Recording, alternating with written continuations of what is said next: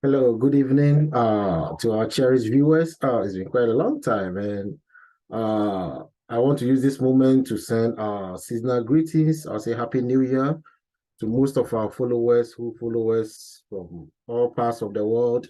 I have received a lot of messages, especially from people who are very much happy with our videos and it's helping them a lot in their filing processes.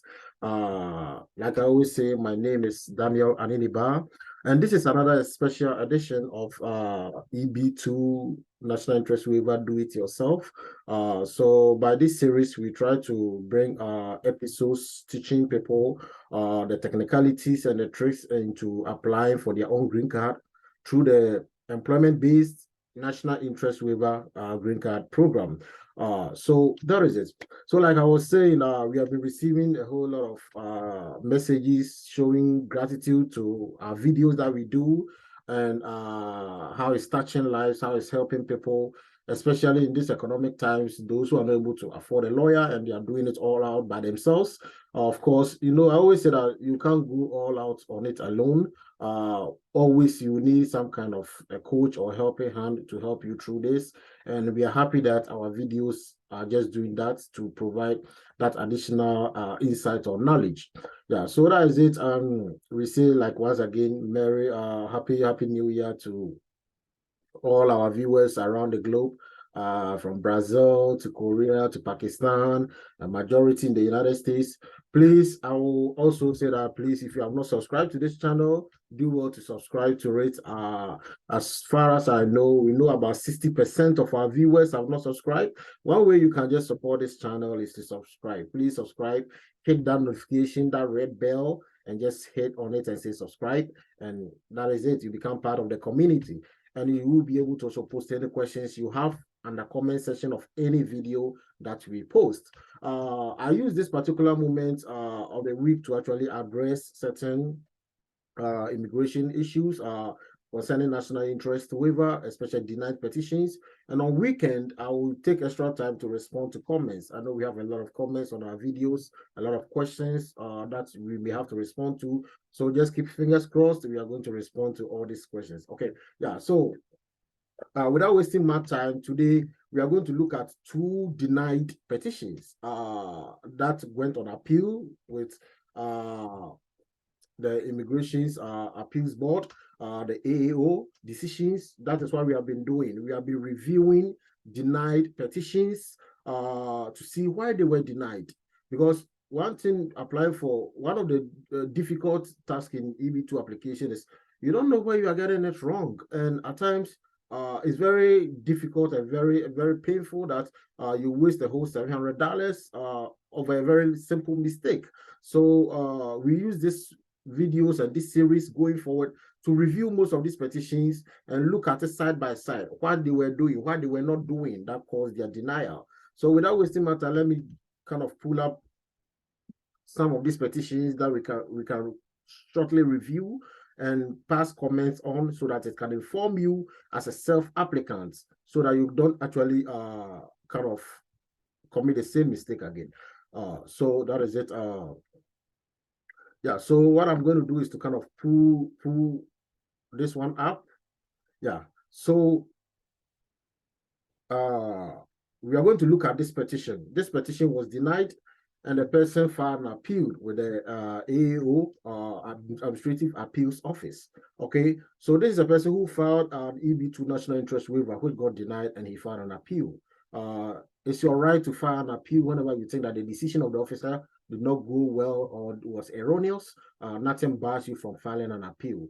But whether the appeal will actually be upheld or dismissed is up to this AAO office who are going to do that. And I think filing an appeal also comes, is with its own cost. I don't think it's free. So take note of that too. So let's look at it. I've highlighted very important parts of the document. Most of these documents are lengthy, but the important messages that we have to know is what I've highlighted. So this petition was actually adjudicated at the Texas Service Center. That's where the decision was made. And the petitioner, if you see, the petitioner was seeking to work in the field as an IT project manager. So of course, he is in the IT field, he or she is in the IT field, and seek employment as EB2 immigrant classification as member holding an advanced degree, as well as a national interest waiver of the job requirement. Okay, so he is going the NIW route as an IT professional. But what did the director do? You see that the director of the Texas Service Center denied the petition, concluding that although the petitioner has established eligibility as a member of a profession holding an advanced degree, the record did not establish, okay, that the waiver of job offer requirement will be in the national interest. If you remember, if you go to our previous video, we have done a video of the kind of model, decision-making model, where what officers follow to actually approve national interest waiver green cards. So if you have not watched that video, you can look at it, and I'm quickly going to pull up that model so that we can look at it once again, and I kind of lie it side by side with what this person did. Okay, so if you look at it, remember I said last time that these models are kind of this way. The officer will first of all have to decide whether the petitioner has an advanced degree. And that's the fundamental requirements of an EB2 petition. Do you have an advanced degree? This question can be very dicey because advanced degree, somebody, okay, advanced degree is only master's, I don't qualify. That is very erroneous. So if you have a bachelor's plus 5 years experience, it also constitutes equivalent as an advanced degree, as I have explained in my previous videos. So we can see that right from the word go, the petitioner actually satisfied the advanced degree requirements. So let me kind of do this. So the petitioner actually satisfied the advanced degree requirements by kind of satisfying this this step. Okay.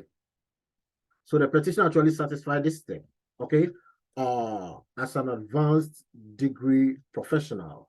But remember that in my previous video, I've been saying that me having an advanced degree is not enough. You have to go extra mile to have to prove the prong test. We have 3 prong tests: prong 1, prong 2, and prong 3.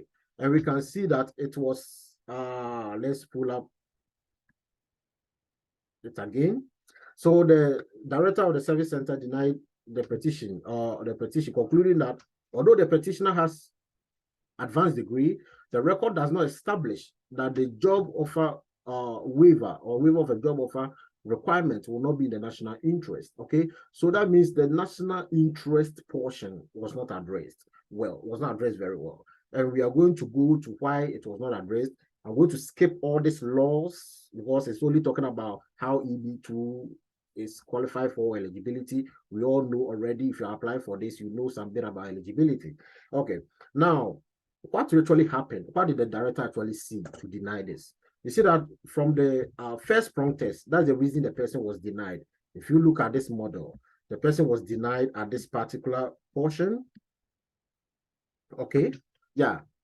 Though the applicants may have shown some merit, but the problem actually have to do with the national interest aspect of it. Okay, so let's go back to the decision and look at it. It says that the petitioner is an IT project manager who proposed to work in occupation for a company in the United States. Okay, first red flag. She earned the US equivalent of a master's degree. That means he has advanced degree in information technology in 2002 and has been working in the field since then. Okay, so the person has a master's degree and has been working since 2002. We are talking about 20 years of experience in IT. That is not easy at all. All right. As he has established, that means the person has met the advanced degree. Now, substantial merit and national importance. This is the first prong test. That means beside your master's, you should satisfy substantial merit and national importance. And let's look at it. The first prong test, okay, the individual's merit may be demonstrated in a range of areas such as business, entrepreneurialism, science, technology, culture, health, or education. Okay, so that means these are the areas where a whole lot of national interest can occur. So, okay, so you realize that it's right from entrepreneurship to science to culture, arts, education, health, everything can merit as a national interest, okay? Can have merit. So that is it. Now, I said that the director concluded that the petitioner's endeavor working in the US company as an IT project manager was of substantial merit, but not of national interest, okay? So if you go back to our model, okay, so that means the merit part was all right, because the petitioner was able to explain the importance of the work that he does, which is the merits, okay, and its impact to society, but was failed actually to document national interest. You see, brethren, it's very important that you look at national interest as not specifically to a particular company, okay? And that is the mistake that this person did. The director further stated that while the petitioner submitted evidence of so the director concluded that the petitioner's endeavor working the U.S. company as an IT project manager was of substantial merit, but not of national interest. So he stated on the record that the record did not show that the impact of her work would extend beyond the employer or its clients to affect the IT field more broadly. Now, let's look at it from this way. People still have problem with this national interest thing, but it's one of the most easiest and interesting part of your application. Whenever you are documenting national interest, don't limit to a company, because the company is somebody's job, somebody's business, okay? It has nothing to do with the nation, okay? So that's why national interest, they didn't say business interest. They didn't say an industry interest. They didn't say a company's interest. National interest. Okay, so national interest that broadly in the United States, how will your skills really push the economic agenda of the United States? Okay, so whenever you are saying, oh, I'm going to help a company to make profits, I'm going to help push the customer base of a company, you are limiting yourself to a particular company, and that is not a national interest. It's one thing that is one of the main things you have to consider. Whenever you are applying for a national interest waiver green card and your petition, never limit yourself at a company base. Look at it at a state base or probably nationwide. Even with a state, don't limit yourself to one state. Pick an interest in one state, what is happening in another state, what is happening in other states concerning your profession, okay? That is one red flag that I want to talk about. And another thing I want to talk about is the mistake of mentioning that there is shortage of labor in your profession. It's a huge mistake. It's a very big mistake to do. Whenever you state that, okay, I want to come to the United States to work because there are labor shortages, you are telling the officer that it's easy to get a job and get that green card. Then why do you need a job offer waiver? Okay, why don't you just find the easy route, apply for the job and get a green card? That's what the officer will tell you.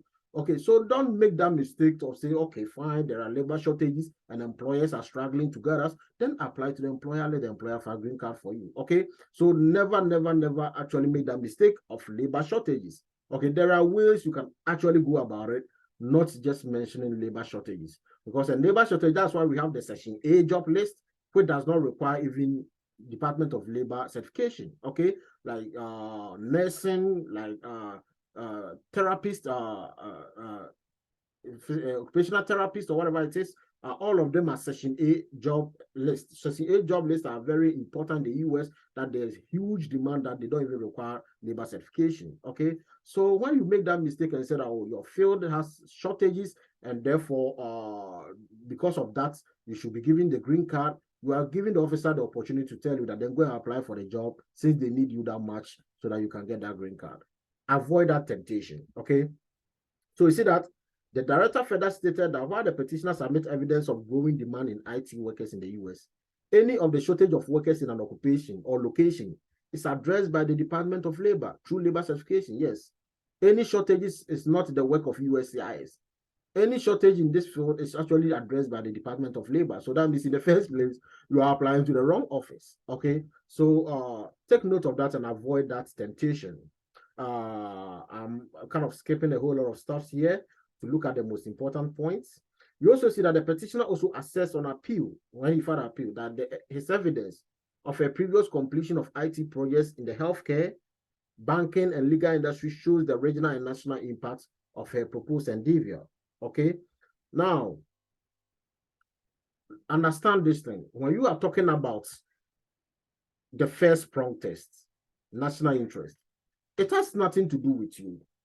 It's actually looking at the industry you work in, your occupation, okay, versus the US nation. It has nothing to do with you. So whatever you have achieved for yourself has nothing to do with this particular section of the decision, okay? Here you are going to look at IT versus US. What is happening? Not you, the applicant, or what you have done versus the United States, okay? What is happening in the IT project space? So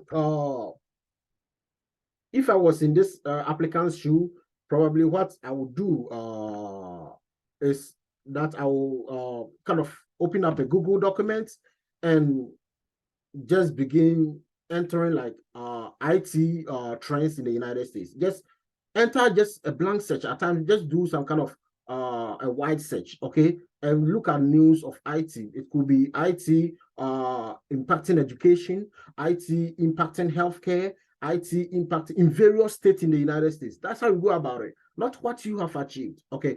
So take note of that. It's very important that you go by that principle. Okay, so let's look at this something here too. However, the petitioner has not shown that the state of U.S. job market for her occupation has bearing, or whether her proposed endeavor in that occupation is of national interest. Okay, yeah. So it's still coming back to that national interest and national interest and national interest. And does your work has national interest, not a company interest? So this petition actually shot herself in the foot by saying he's going to propose, or he's going to kind of further the interest of a company. Okay, so he said that the petitioner is an IT project manager who proposes to work in this occupation for a company in the United States. Oh, so why don't you let the company file for you? If I'm the director, that's what I'll ask. Why is the company not filing for you? Okay, don't limit yourself to a company. Even if don't limit yourself to a city, go statewide, go different states. The whole of US, that's just a national, okay, so that you can actually document the importance of your endeavor. And by so doing, nothing really worked out, and this appeal was dismissed in its entirety. Okay, so that is one thing that you just take note of as a petitioner of an EB2 national interest waiver. Now, I'm going to draw the curtains down on this one, and we are going to look at another case also. Okay, so we are going to look at another case.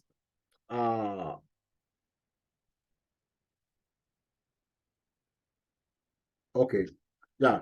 So let's look at another case. This case was also December 29th, 2022. Very recent cases, okay, very recent adjudications. And this person, what is this person trying to do? The petitioner is a general and operations professional, so like the business field, seeking second preference immigrant classification as a member of profession, holding advanced degree as well as national interest waiver, okay? But what did the director do? The director denied the petition, concluding that the petitioner did not qualify as a member of professions holding advanced degree. Oh, okay. So right from our model, if we look at it, let me try and kind of erase. Let me kind of erase this ones. So if you look at our model, the first line of decision was actually what happened here. So the person actually failed at this first line of decision. This one was a very pretty straightforward one. The person did not actually show that he has an advanced degree. Why was it so? Let's go skip the laws and whatever concerning EB2, and let's go to the analysis. He said that the petitioner submitted a diploma transcript showing that after 3 years of study at the AGEC in Brazil, whatever university it is, he earned a bachelor's degree in nautical science. He also submitted 2 educational evaluations from the same evaluator, which concluded that based upon the evidence he submitted, he satisfied the requirements similar to those required toward the completion of a Bachelor of Nautical Sciences from a college or university in the United States. Okay, so let's analyze this person's claim. He submitted a 3-year degree, okay, and concluded that the 3-year degree can, in some cases, be equivalent to a U.S. bachelor's degree. You see, I don't know, a standard U.S. bachelor's degree is a 4-year degree. Unless your program says accelerated. Accelerated doesn't necessarily mean that it's not 4 years. It could be that it's a whole 4 year, which have kind of been combined, kind of cramped into just 1 year or 2-year program.